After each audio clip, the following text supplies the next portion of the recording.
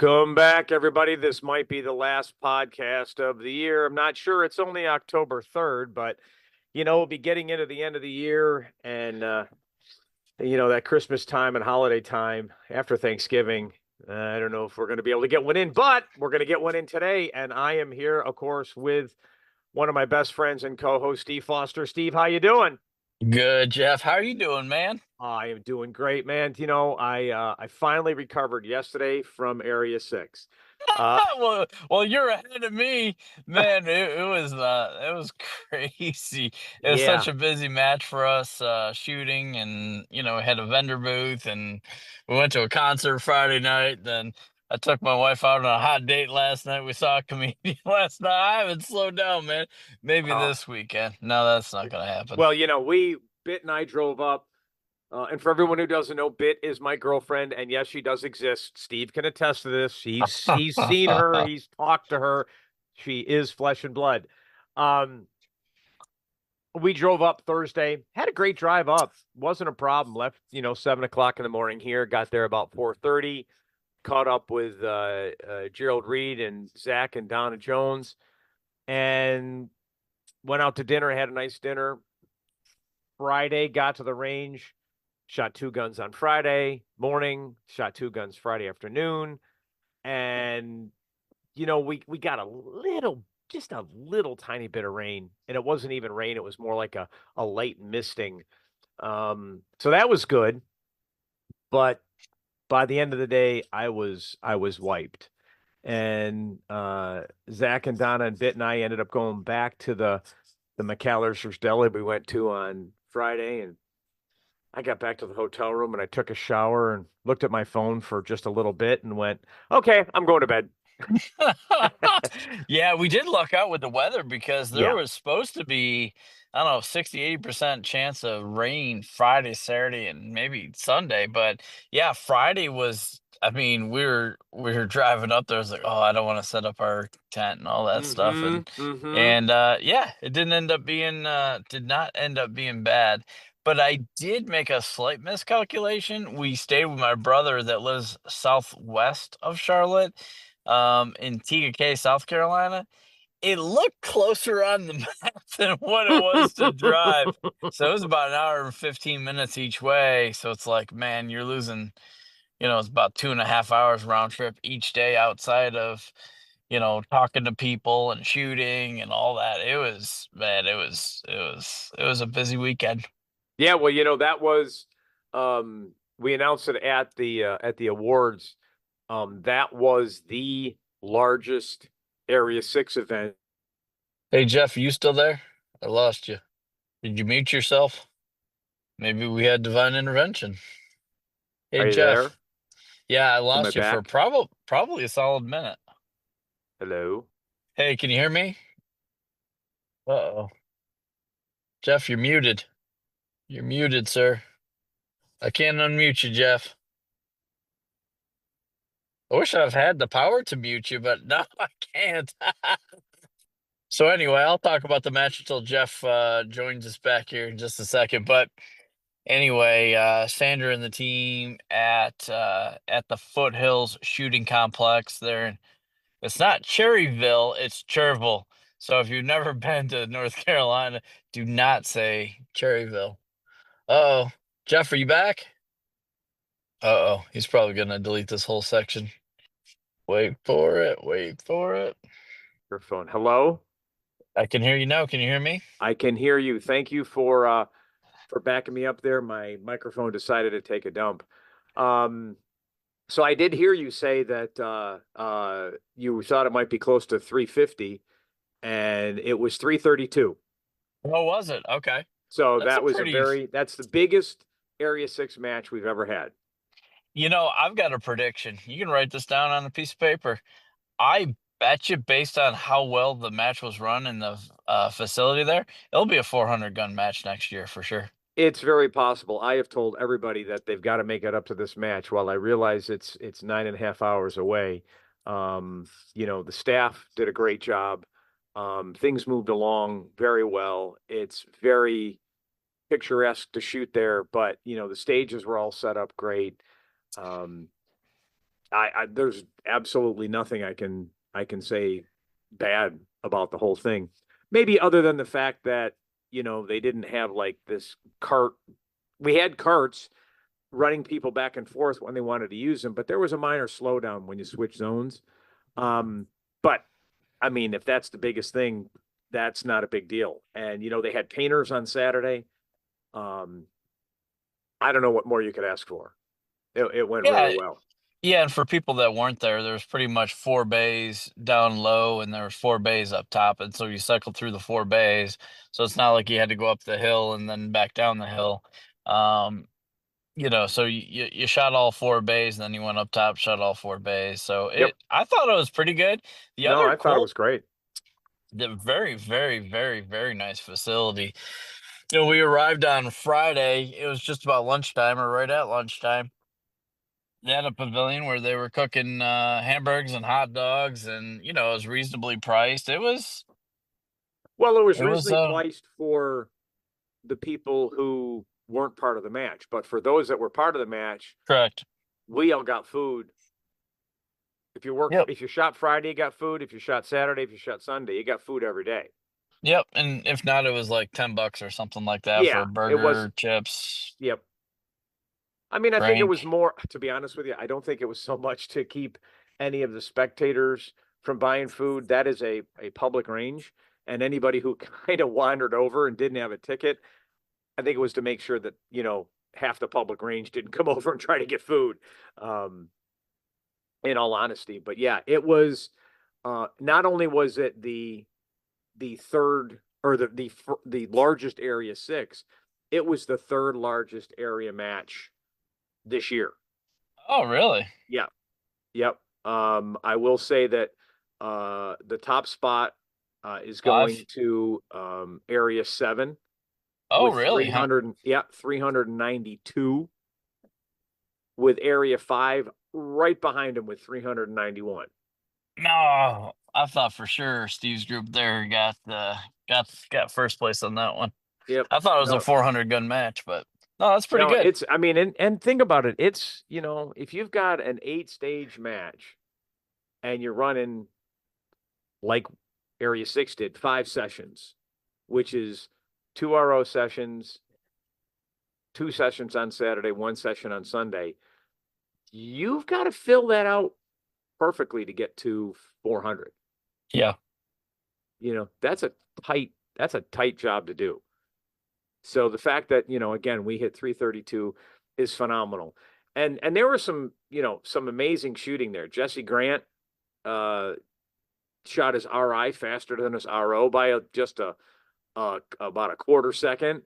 But he took the top spot in the match with his RI at 55.73. And again, the top, let's see, 1, 2, 3, 4, 5, 6, 7. The top 12 spots were Jesse Grant, Steve Nelson, Tanner Gibson, Baylor Rose Mason. That's some pretty fast shooters there. Yeah. I was very fortunate. I broke 100 for the second time in my life in a center fire pistol, and did it this time with a carry optics gun. Sweet. So yeah, that was kind of, I've been pushing it, and a lot of those stages, and a lot of people can relate. You get 3 good strings in, and then you can't close it with the last 2, and that would have been my problem over the last couple of matches. But it came together at the right time for me. Yeah, that's awesome. Yeah. No, it was a fun group. We had PNR ammo there, and we were set Yep. up there. It was Well, it was I cool. know I'd heard that 3D gun gear was going to be there, but Ron had some car trouble, so he didn't make it. Hmm. Um, Powder River Precision was there, showing off their new gun and trigger. And let's see, there was this other tent there, Skulls Creekside something. No, Creekside Custom was there, and it was great, man. That booth was constantly full of people. Um, Seeing all the stuff that you're coming out with, the new triggers. You got some new trigger colors coming out for Halloween, right? Yeah, so we just released them the other day. I think it was October 1st.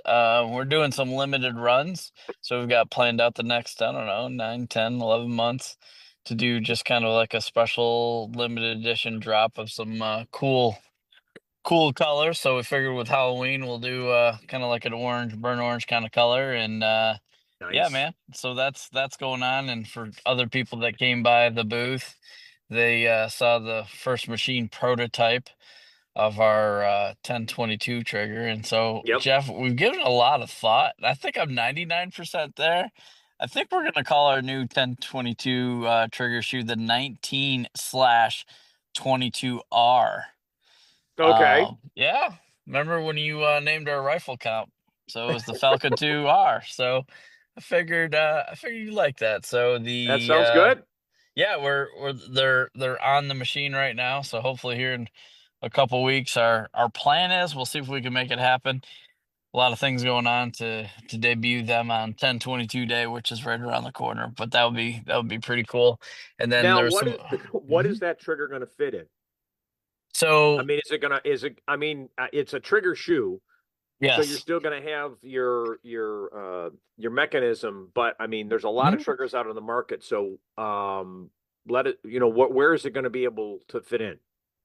So what we've tested and designed it specifically for is the Ruger BX trigger. I think that the Ruger BX trigger is a great start and it's an affordable option.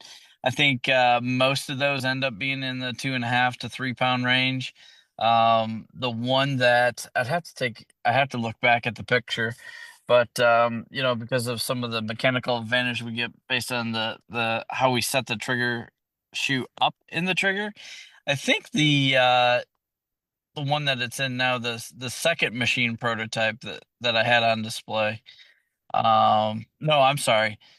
I did not have the second machine prototype, and it was waiting for me when I got home on Sunday night. It got delivered on Saturday. I wanted to have it for the match. So, you just replace the trigger shoe itself. It Yep. dropped the trigger weight from 2 pounds 9 ounces to 2 pounds and an ounce. So it's I would say right at 2 pounds. It's got an Wow. over travel screw. So I don't know, man. I'm pretty particular about my triggers and all that Right. kind of stuff. And so you drop it in BX. Most people have a BX trigger, but Ruger selling that Ruger 1022 with a carbon fiber barrel. They all come with BX triggers. Man, we haven't landed on the price. It's a little bit more expensive to do what we're doing because of machine. It'll probably be 65 bucks a piece. But Okay. boy, for another 65 bucks, you go from a good trigger to a really, really nice trigger. So that's what it's designed for. I don't see why it would not fit into other trigger housings. This one will not work with the Volquartsen because the way the Volquartsen TG 2000 is designed, Okay. and we've got a design out there specifically for that trigger. It's gonna take the TG 2000 from a really, really, really, really nice trigger to an outstanding trigger. So we're excited about that. That's another. How do you get me talking about all this stuff that's kind of Steve, because confidential? it's I interesting. I don't mean, know. this is I what don't the know. people want to hear. So my question would be, it sounds like it's going to fit in the BX2. This Yep. current one's not going to fit into bulk Quartzen. People are going to Correct. ask, so I'm going to ask it right now. This is not putting you on the spot. These are just simple Sure. questions. What about Kid? What about Powder River? These are some of the other drop-ins that I know that are out there. Are you looking to do the same thing you're going to do with a Volquartsen, where you might have a different model, or is it just they're not going to fit right now and you're going to work on that later? So the Powder River Precision, if I'm not mistaken, is the mechanism is a complete clone of the Ruger BX trigger. Maybe and I think it's a polymer similar to the original. I Okay, don't think there's any dimension changes, so I'm not sure why it wouldn't work, but we'll try that out.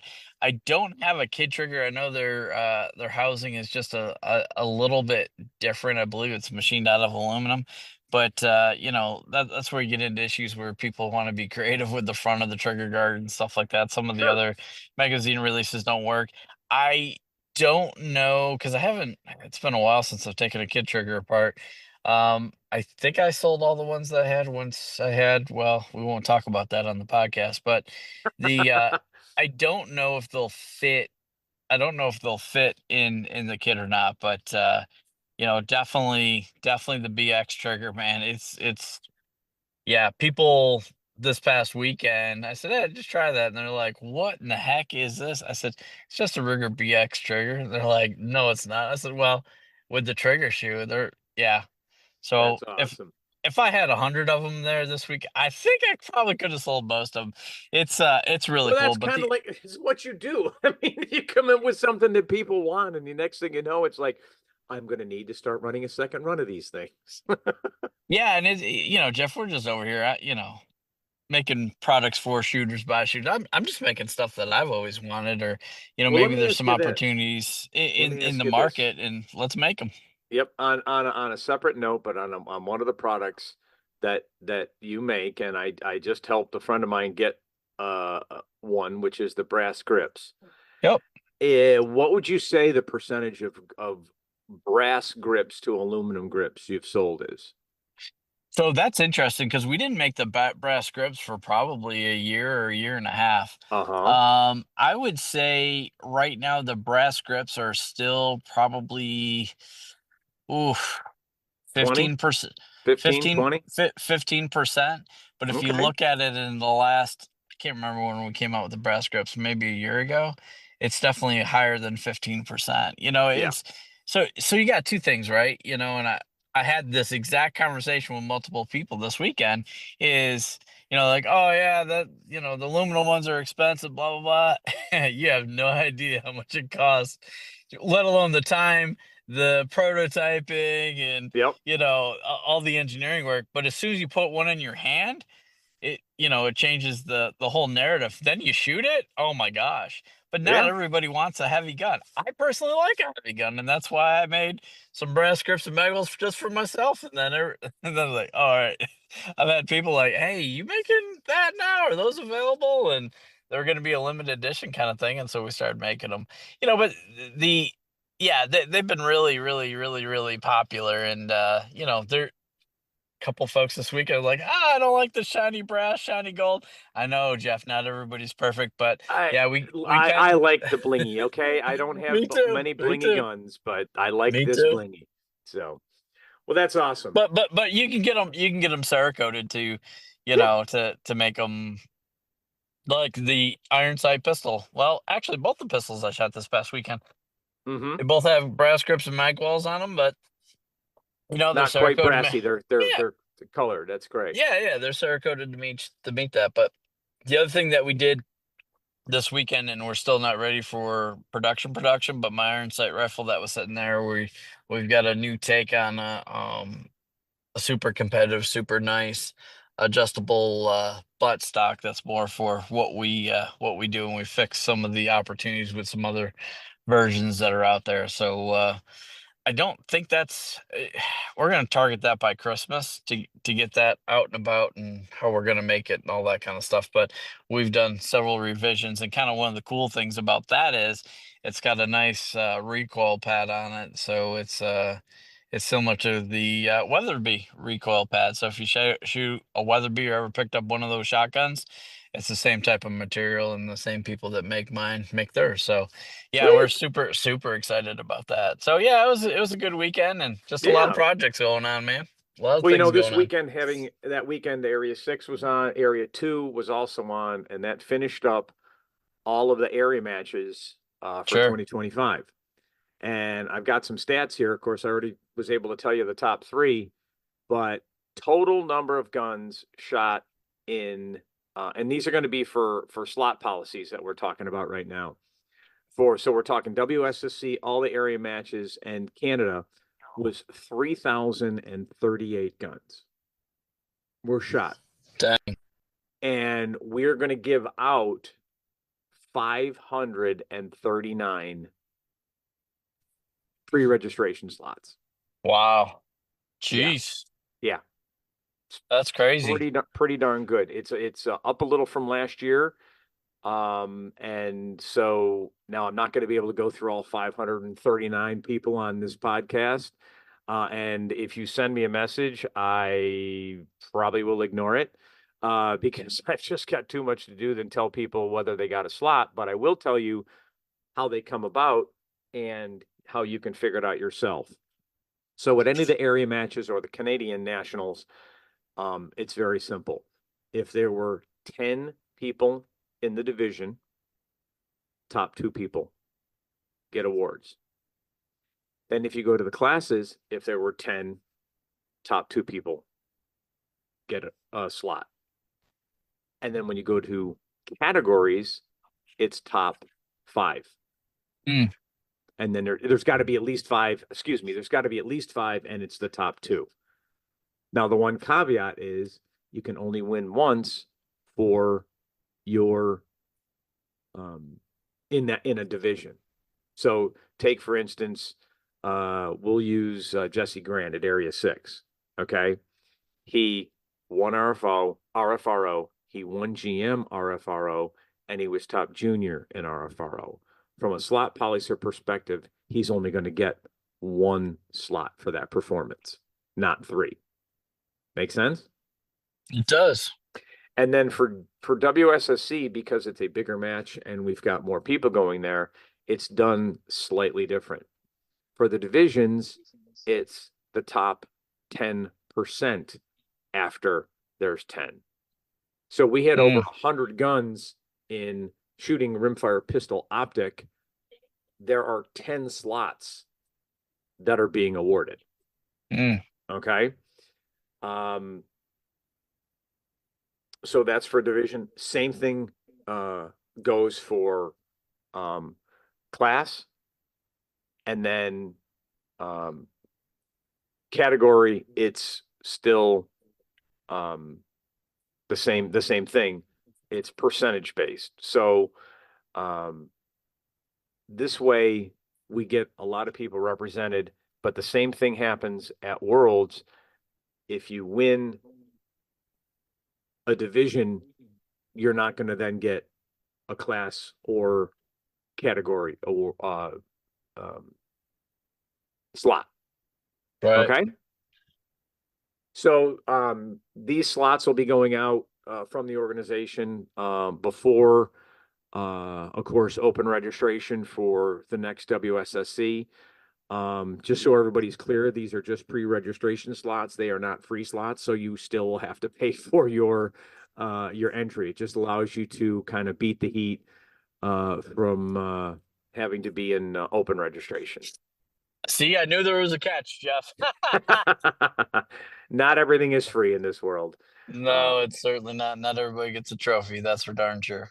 And I think, I'll be honest with you, I think that's a good thing. I think if you win something, you want to be able to have beaten people for it. Yeah. So. Like competitively beating people, not like physically beating people, Jeff. Yeah, Just for yeah. clarification. We don't physically beat people. That's just not a good thing. So yeah. all right. Let's see. What else do we got on the docket? We've talked about the area match. We talked about a lot of stuff coming up at Creekside. We talked about slots. What else you want to talk about? What other matches are you shooting this year, Jeff? There's So I've got a busy like October. yeah, October is actually a busy month. 4 matches coming up. This weekend, you've got the New Jersey State Steel Challenge Championships. The following weekend, and I've seen a lot of promotion of this on Facebook, is the Indiana State Steel Challenge Championships. Yep. Then the weekend after that, you've got the Lone Star State Steel Championships out in Texas. That same weekend, this is the weekend of the 17th, you've got the Maryland State Steel Challenge Championships. And then I believe a match that you're going to at the end of October, actually starting on Halloween, is the Mississippi State Steel Challenge Championships. Yeah, we're super excited about that one, man. It's that used to be, man, I think I shot that match in 16, 17, and maybe I shot it one other time in between, but I've always loved shooting in Mississippi. So Taryn reached out to me and she said, "Hey, we're looking for some sponsorship, blah blah blah." And I said, "Hey, do you have a title sponsor to that?" She's like, "Well, matter of fact, we don't. So we're going to be the title sponsor of that match." And really cool opportunity. We partnered with long-term friends of ours, Full Courtson, Scott and Chad and those guys. So we partnered on a Mamba X. Dude, I showed you a picture. I sent you a picture of it. Oh, So, it's gorgeous. oh my gosh. Whew, Can I say anything about it, Steve? I don't know, man. I think it's a fully tricked out. I Let's would just per can I say this? I'll try to be as uh vague as possible. It's a Halloween match, right? Yes, yes. And the gun is themed appropriately. How's that? I think that's pretty good. Yes, we will put some pictures out there. We're gonna put I believe we're gonna put a Vortex optic on it. Retail value of this gun, it's got a high level anodized job on it, grips, magwells, our trigger, the whole 9 yards. I think it's gonna be right around a $3,000 gun, if not just a little bit better than that. So Wow. no, it's like it's baller, man. It's I would shoot it, but some people may want to put it in like a wall hanger, man. Well, It's I was going to it's say it's super I saw it. nice. You could put it in a glass case and just have it on display. It It's is so nice. I'm so gorgeous. excited about it. And it's like, that's I was having this conversation with somebody, the custom guns and stuff like that. If you look at the pure like effort and all that kind of revenue return on investment, from a financial perspective, custom guns are not necessarily, at least what I charge, because I try to keep them reasonable and within reach for folks because I think, because I love it. But man, it's times where you collaborate on something like this, dude. It just makes it all worthwhile. Hmm. It is so cool, man. And I don't know how many slots she has open, but when we post this bad boy, it's not going to be order of finish. They may do it as a raffle, or you get so many chances, based on your entries or something like that. So it's not going to be order of finish. So everybody's got a fair shot to win, besides probably Okay. her and me. And I'm still trying to reconcile that with myself, Jeff. And could I be eligible to win this? I don't know, Jeff. I I was just don't gonna know. say, are you gonna be in the drawing or are I you gonna pull yourself? What I want to do and should do are two very different things, sir. Sure, sure. I get it. I get it.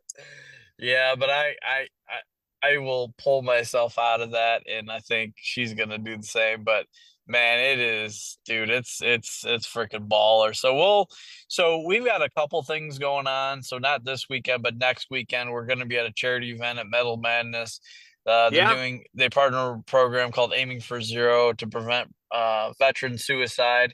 I think some of you know the story, some of you may not, but my wife's brother, after he left the military, he was a Marine, ended up committing suicide after coming back home. So it's kind of a special thing her and I did last year, and we did up two Ruger guns for him this year. My wife's working on a stained glass donation. I think we raised over $8,000 last year, so hopefully this year we do a bit more than that. And then, Wow, that's great. but then, dude, we got the World Rimfire match. You going to that?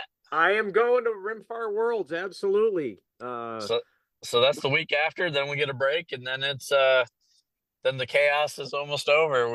Halloween we're gonna be in Mississippi, and then I think we got a little bit of break until Maybe February. What's coming up in February, Steve?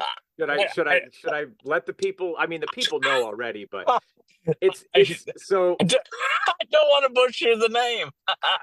so here's what happened, so everybody knows. Okay, we shot the match last year at Georgia State, and I joked with Steve that it was the longest match name that I've ever seen listed. because it seemed to just go on and on and on. So I sent Steve a text and I said, I want my match name to be the WAC 2026 ninth West Florida Steel Challenge Championships presented by Creekside Customs, owned by Steve and Teresa Foster, and hosted at the Wyoming Antelope Club. I love it. I'm in. I'm It's in. not it's actually not quite that long. It's It now should be. officially the WAC 2026 ninth West Florida Steel Challenge Championships presented by Creekside Customs. It is listed on practice score. It is not open. I'm going to open it up probably second weekend in December. Is when I hope to open it up. But we set a record last year, and you want to continually beat records, but it's going to be very difficult for me to beat the record of 301 last year. But I was promoting it at Area 6 to a lot of different people. So there were some people there from Massachusetts, and I'm like, you got to come down to Florida in February. Yeah. No, we've heard about your match. We want to come down there. I said, yeah, you'll never experience a range quite like mine. And they're like, well, what do you mean? I'm like, well, take this range you're on. And for anybody who's never shot my range, you can do the same thing. Take the bay you're standing on and then put a roof on it and close it in and just think of it that way, because that's what the WAC is. But yes, Steve and Teresa at Creekside Customs are going to be our title sponsor for the West Florida Steel Challenge Championships, and we are looking forward to putting on another great show. It is definitely one where we keep the price down, so the shooters we don't break the bank. You run the speed 6, which I've heard a lot of different people say, well, I don't want to come down for an 8-stage match. I'm like, I can appreciate that. We're going to miss you because we love shooting the speed 6. It's a lot of fun and it works out really well. So, for those that have even a minor thinking about coming down to Florida in February, we're going to have the match third weekend in February, and would love to see you there. And most of the times when I made that, I think I missed 1 year, maybe I 2 think you years missed tops. 1 year because you got sick. Yeah, dude, I was so sick. Yeah. But I think most of the years I'm in shorts down there, so you can see these sexy monstrous legs, my tennis legs. Steve, we want people to come to the match. Oh, my Okay. bad. So I was talking to my wife this weekend, and she goes, "Hey, when's Jeff's match?" And I said, "Oh, it's blah blah blah." And she said, "Oh yeah, we gotta go." And I said, "Why do you say that?" She said, "Oh, that Jeff, he's such a nice guy." So you got her fooled. I don't know. She's like, I have have my you seen his?" moments. She's like, "Have you seen his van?" You know, talk about hey Jeff, Steve's got a home range, just because we Yes. haven't brought that up in a while. And she goes, "Have you seen the inside of it?" I said, "No, honey, I definitely have not seen the." Once I saw the blonde hair on the dash, no, I'm Yeah. not going in the back of that. Yeah, So that gets broken out. There's, you mentioned Rimfire Worlds. There's a better than good chance that Vanilla Jones is going to make an appearance there. ding ding ding ding ding ding ding ding ding ding ding ding. It's I have a feeling that I don't mind if people are laughing with me or at me, as long as they're laughing and they're having a good time, because 61 years on this earth, and I want to make it to as far as my dad did, if not further, and I want to enjoy doing it the whole time. So Yeah, for uh, sure. it's just I love this sport. I love the people in the sport. It's so much fun. Um, and we all want to do well, but you can laugh at the dumpster fires. In fact, are you still making dumpster fire tokens? Because I know you were making them for a Well, while. only upon request. It's Ah, I okay, saw I okay. was talking to Teddy Gartman. It was a little bit ago, and Hmm.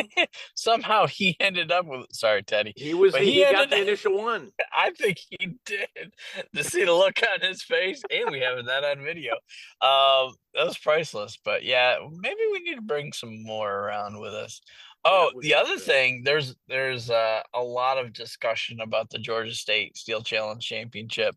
Yep. Um, and so it's not quite done, but it's pretty darn close that that will happen in March. So it took some begging, pleading, negotiating, blackmailing, whatever you want to call it, Right. um, to get our friend Alan Coleman to help out with that match. You know, he's got more responsibilities with a little one running around and stuff like that, and shooting does take up a lot of time. So uh, Mike Brazel's going to help out, and so we're super excited about that. So I'll help him out. Of Well, course, that'd be being the great because sponsorship coordinator and stuff like that that. match Yeah, was, yeah, it was about 2 weeks after the West Florida, yeah, and definitely, I'll make that again. That's another match that is a can't miss.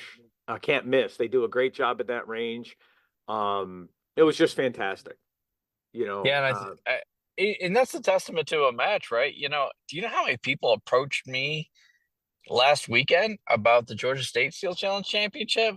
If there wasn't 10 people that asked, "Hey, when's the match? Are you guys gonna have it?" Blah blah blah. I'm like, you were talking about right now. Why? Oh, it's one of my favorite matches of the year. That's cool. You know what I mean? It's really cool. I think and maybe this is just how I feel. I think over the last couple of years, we've had a little bit of a lull in Steel Challenge. In the last 12 to 18 months, I feel like it's rising back up oh, it's to definitely picked back yeah, up. I mean, for just sure. look at um. So here we'll go to SCSA. I can type SCSA and we're going to go to results. Okay. Now, on this results page, we've got the world speed, which is a tier 4 match. We've got all of the area matches as tier 3s, plus um, US Steel was considered a tier 3. But now I can't go over all of them, but 1, 2, 3, 4, 5, 6, 7, 8, 9, 10, 11, 12, 13 tier 2 matches. And there's still Wow. 3 or 4 to go. Yeah. That's All the awesome. state level matches are tier 2. And then you look at the well, I'll just do this here. Grab this, go to the bottom. Please talk amongst yourselves for a minute, please. Talk amongst yourselves. I'll give you a Yeah. topic.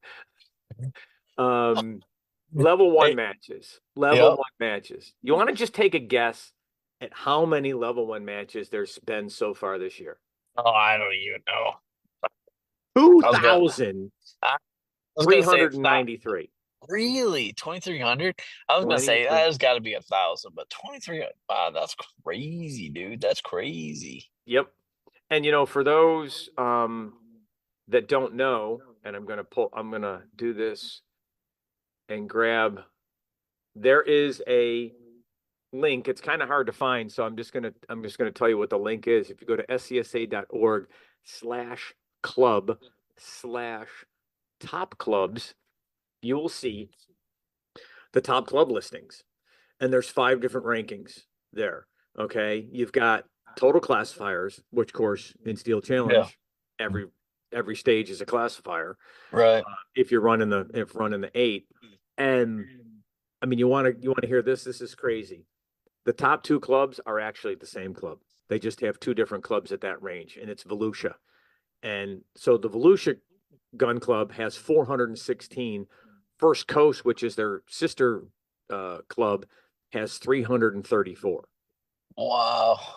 So they've run 750 classifiers so Oh, far this year. sheesh. How many is I thought the whack would be in the top couple. Well, the WAC is catching up. We're at 123. Hey, Okay, that's still a and ways away though. ranked 17th. Matches held again. Volusia at 52, First Coast at 42. Snowshoe up in Kenai, Alaska, 45 total matches. That's phenomenal. Awesome. Yeah. Um, Now competitors per match, this one gets a little weird because Connecticut Practical Shooters are actually winning because they held just one match. It was U.S. Steel, so it's at 374. It's an interesting thing, but like I said, it can get skewed very quickly. But then total competitors right now, from a club perspective, and remember, you've got Volusia and First Coast that are split. But right now, Snowshoe in Kenai, Alaska, 1,472 competitors. Wow, that's awesome. Volusia, 1444. Right behind them, East Nebraska, 1442. Okay. Coming up in a solid fourth, Thurmont at 1359. And yeah, in fifth place at 1,354, Gulf Coast Lead Slingers. That's the club out of the whack. Sweet. So yeah, it's amazing. And now, of course, if you were to add Volusia's 1444 to the 894 from First Coast, you're talking over 2,200 competitors have shot at that range so far this year, and we're still effectively 3 months to go: October, November, December. Man, that's So crazy. yeah, to say that Steel Challenge did find a lull there for a while, I think it did, but I don't think that lull's there anymore. Not when you say you've got almost 2,400 level 1 matches so far this year. Yeah, that's crazy. That's freaking awesome. So congratulations to all those clubs. Keep up the work. Shooters, keep going to these matches. It's amazing. Hey Jeff, before we get, I know we've been chit-chatting here a little bit, but before we go, I think I saw a post on social media that you responded by. Do you want to give just a 3% insight on the new stages for Steel Challenge? So sure. What I know is that they are close to getting them out to everybody. I don't know what they are. But I do know that, it's a redesign of using the pendulum or the speed option plates, and a Yeah. redesign using the outer limit plates.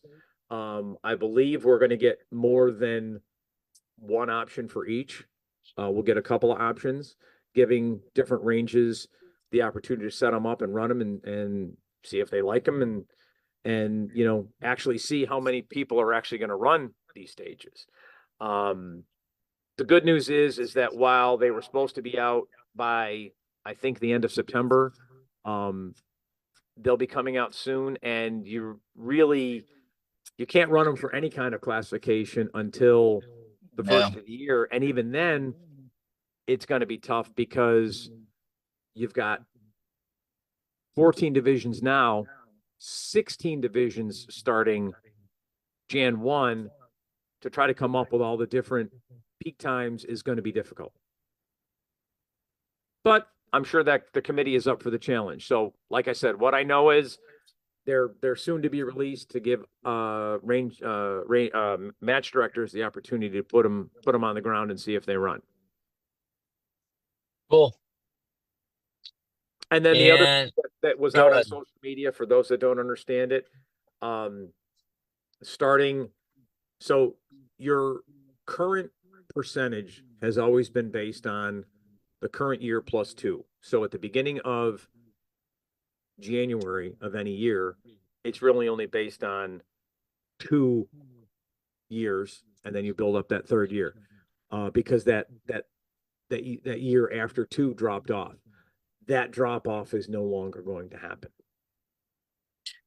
So it won't be retroactive, though. It won't go back to when I started shooting in 2016. Why not, Jeff? That was a horrible decision. I had nothing to do with the decision. Come on, Jeff.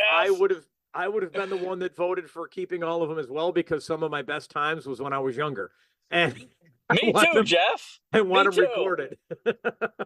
I didn't remember voting on that, Jeff. I'll talk to Zach as soon as we get done. It's a representative form. We have the committee representing us, so we have to trust them. All right, I got trust issues. Well, you know, on that note, Steve, I'm going to have you call your therapist and you can talk to them about that. Okay. Oh, they already get enough of my money. Hey, everybody. For those of you that didn't notice too, there was something that was sent out. Steel Target Paint is no longer doing free shipping. But I did verify that the Steel Target Paint podcast discount code, 10% off your order, ST Podcast 10, is still live, available, and they would be loving you to use that. So if you want to get 10% off your order, please use coupon code ST Podcast 10 at checkout. Awesome. And on that, Steve, I will wish you a happy weekend. And it's always great talking with you. And I can't wait to see you soon up at Rimfire Worlds. Sounds good, man. See you in a couple weeks. We'll see you, Jeff. All right. Bye-bye. Bye.